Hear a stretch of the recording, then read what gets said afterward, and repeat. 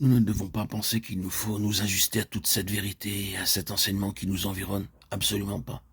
Nous devons commencer comme des petits enfants et pour Dieu, en ce qui nous concerne, rien d'autre ne compte. Tout ce qui compte est le moment où commence notre connaissance spirituelle, personnelle, directe et immédiate de Dieu.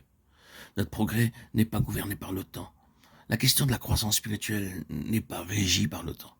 C'est la délivrance de nous-mêmes en Christ qui gouverne. La chose qui nous retient est une sorte d'activité en lien avec l'ancienne création.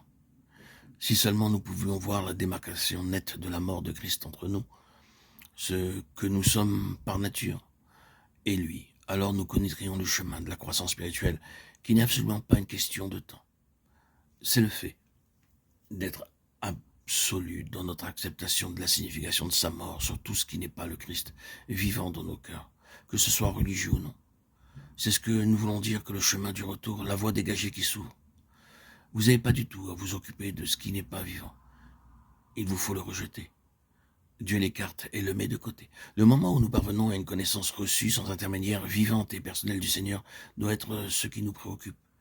Et qu'à partir de là, nous ne venions pas avec l'ancienne création créant des difficultés au Seigneur en disant oui mais Seigneur, nous ne devons pas avoir des tas de mais avec le Seigneur, mais un chemin clair d'obéissance de la foi, sans aucune décomplication liée à notre raisonnement ou nos aspirations ou nos refus, nos préférences et nos aversions, nos intentions de faire et de ne pas faire. Nous avons besoin d'une réponse nette, prompte et sérieuse à Dieu, et le progrès peut être très rapide.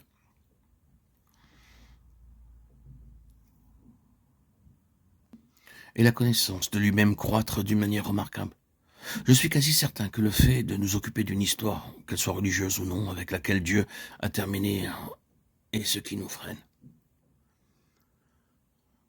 Le Seigneur en a entièrement fini avec elle et dit ainsi désormais, fais marche arrière à partir d'ici. Ce n'est pas le chemin, retourne et deviens comme un petit enfant. L'Église qui est l'Église des premiers-nés est constituée de ceux dont l'histoire n'est rien d'autre que l'histoire d'une connaissance intérieure, personnelle et directe du Seigneur. Et ceci est ouvert à tous.